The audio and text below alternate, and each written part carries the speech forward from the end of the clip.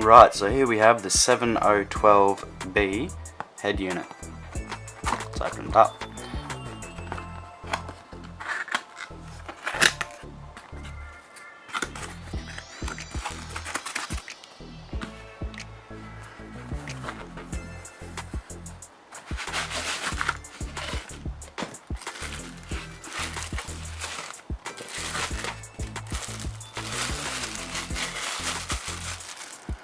Alright, so as you can see, it comes with the head unit itself. Plastic on it. All in all, looks pretty good. Feels clicky, buttons feel good. It's got a little USB slot. Big 7-inch screen. You can notice there's a little bit of a bow along the frame of it. But nothing too bad for a $73 radio. A little bit of plastic and sealant and stuff. As I see here, we've also got the accessories, all the bits you need for it.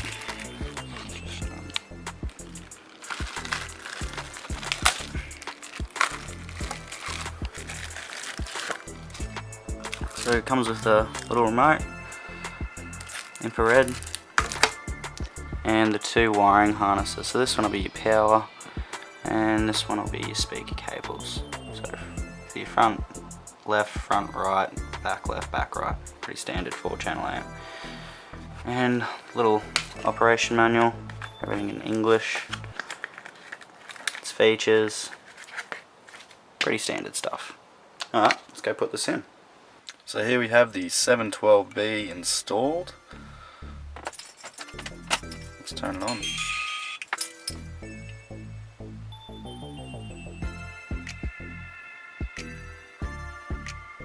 So as you can see, it's got a bit of a long turn on. I don't have pretty basic interface. 8 buttons, settings are here. Scrolling's a bit laggy. It's not terrible though. As for the settings, it's got pretty your language. You've got your FM frequencies if you're European or if you're in another country. Your output, whether it's PAL or NTSC. I don't know what logo settings does. It just comes up with a number thing. Wheel settings would be for your steering wheel controls. So if you had there's a wire on the harness where you can plug in from your steering wheel controls, and then you can just program it to whatever you want to do.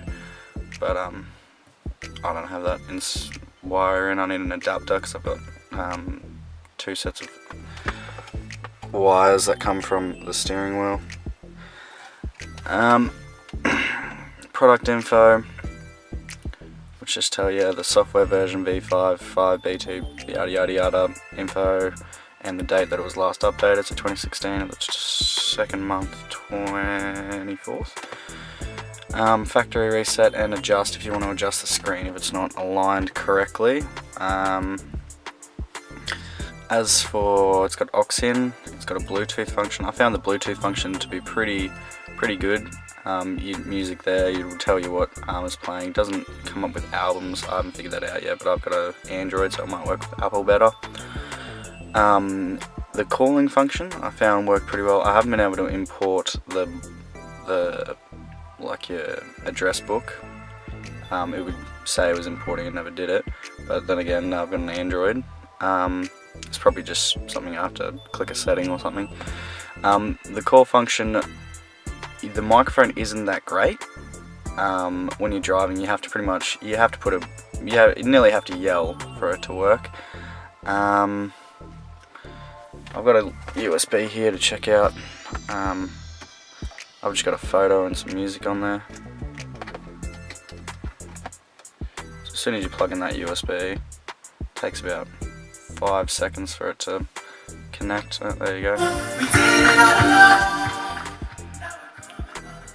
It does have memory to remember the last song you're playing, so that was the last song I was playing. it's pretty responsive. So you can also choose your track number for if you want to play a song, 45. It'll play that. It's got a repeat function, a shuffle function. As for the actual screen itself, it's actually got a really good, much better than I was expecting for clarity. It's also got an anti-glare, matte finish over it. But as for photos, I think I've just only got one photo on there. I mean, it looks pretty clear. You can also set that as your background, but for some reason it doesn't remember it. If I turn it on and off, it won't do that. But I think there's the updated model, the 2018B, which I would actually recommend over this one, because as you can see, you can probably just make it out. I had to cut this dash, and I didn't even have a Dremel kit. I had to do it with a Rockwell blade, so I'll end up having to fill that in with some filler and maybe fiberglass, I don't know yet, and fixing that up. But works, the background will stay there where you have it off, but if you turn it on and off, it doesn't really work. The Explorer works pretty well. Honestly, it depends. If you want to go through songs, you can have good folder setups and that sort of thing. As for the basic interface, you've got up here, you've got your home button, you've got your Bluetooth, so you can just click that and it'll take you to that. It's also got this cool function, which I found actually a lot of head units don't have, is if you daytime, nighttime, if you just wanted to turn it off, but it doesn't actually turn it off, it still plays whatever music or whatever you're doing, but you just can't screen it, and just to turn it on you just tap it again. Date and times up here, really simple, easy to work with. Your volume's there if you want to use the touch volume instead of the knob. I found the knob to be really good, really responsive. If you flick it really quick, you won't, I found I had a $250 Kenwood's stereo where you'd have to spin it 30 times and it would still go at the same speed. You'd just be flicking it, and it wouldn't really work. You've also got if you push the volume button here, it'll go through your options if you want to adjust the bass, the treble, the balance, the fade. They've got preset equalizers on there if you want to adjust loud. I found that they're all terrible. As soon as you change it, it just ruins whatever you're doing. I do have stock speakers in this, but I don't think that's the problem. It just isn't that great. The radio works well-ish, or compared to the stock head unit, it's pretty much the same thing. You've also got your forward, your back buttons, which you can actually use to work if you don't want to touch the screen, which is a bit pointless for a touchscreen stereo. But it's good if something happened and you needed to use that. You can also change through your modes, so if you push that, you can push it to change to your certain pitches and stuff. That's your aux, because it's got 2 video inputs, 2 video outputs, and an auxiliary audio out as well, so left and right.